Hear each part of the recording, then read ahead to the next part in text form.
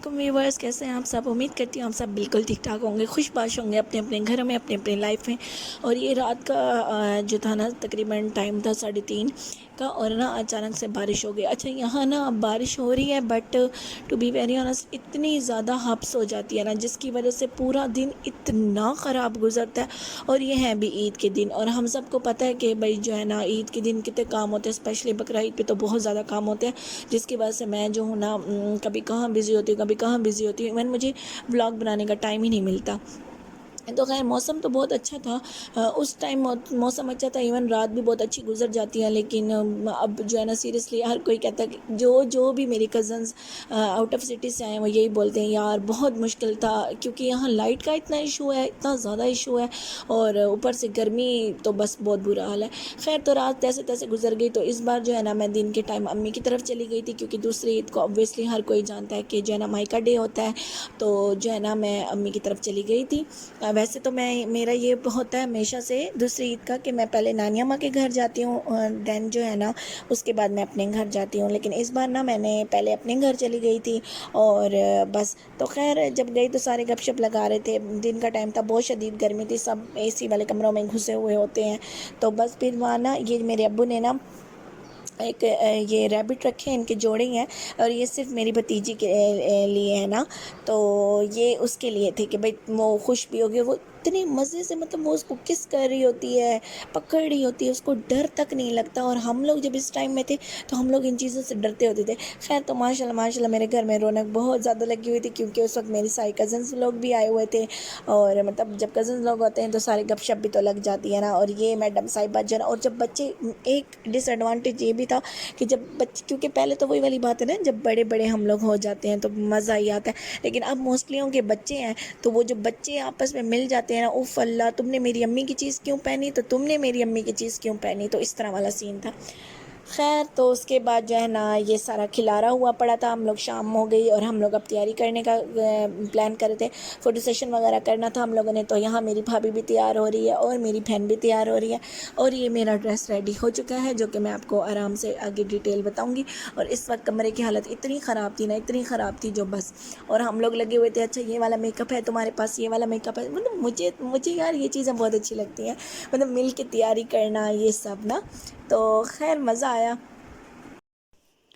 अच्छा, तो ये है मेरा ड्रेस, ठीक है। और ये वाला ड्रेस जो सिल के आ गया था, लेकिन सीधी बात है मुझे टाइम नहीं मिला कि मैं आपको जो है ना दिखाऊं। एक्चुअली ये मैंने बीच स्ट्रीट से लिया था, ठीक है। और ये ड्रेस कुछ इस तरह है, और ये ना पैनल स्टाइल में था। तो मैंने ना यहाँ क्या कि ये छोटी जो लेस होती है ना, ये लगा ली है बस। और साथ जो है ना, मैंने इसके नीचे ये वाला ऑर्गेन्जा लगाया। इसके नीचे मैंने टसल लगाने थे, लेकिन मुझे टाइम नहीं मिला, लगाऊंगी ज़रूर।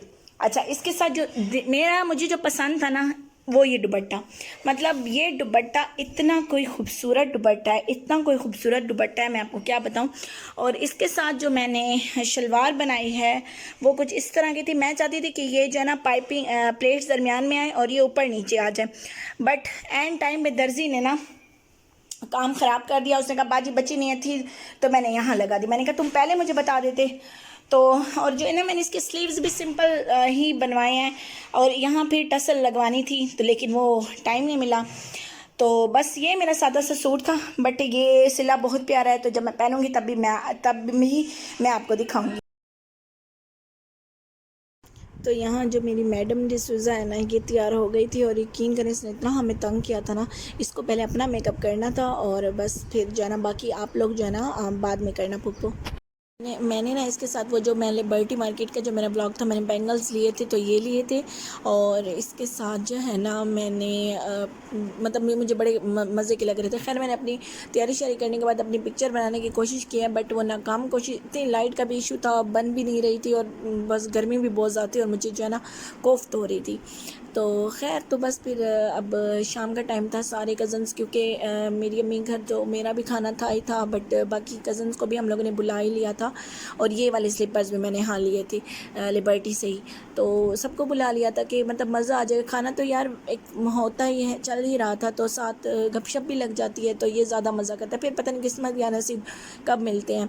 तो बस ये फिर खाने में मेरी अम्मी ने बनाई थी, पुलाव बना था, और ये कोफ्तों का सालन भी था, जो कि बहुत मज़े का था और पुलाव भी हर चीज़ बहुत मज़े की थी।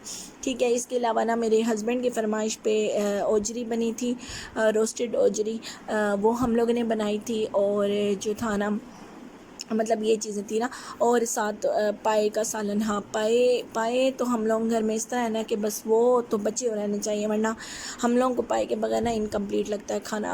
अब ईद पे हर किसी का यही हाल है। खैर, कबाब शबाब भी थे, सब कुछ था, बहुत मज़ा आया। और ये इतनी प्यार से और इतनी मेहनत से और इतनी गर्मी में उन्होंने मेरे लिए खाना बनाया, सीरियसली मुझे इतना दुख हो रहा था। मैं कह रही थी कि यार नहीं, बस अब ये चीज़ें मैंने नहीं करनी।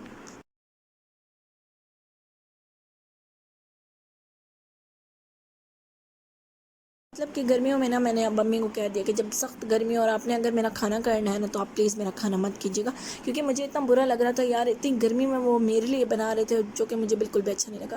खैर, तो यही छोटे छोटे से क्लिप थे मैंने बनाए, और उम्मीद करती हूँ मेरा आपको ये व्लॉग अच्छा लगेगा।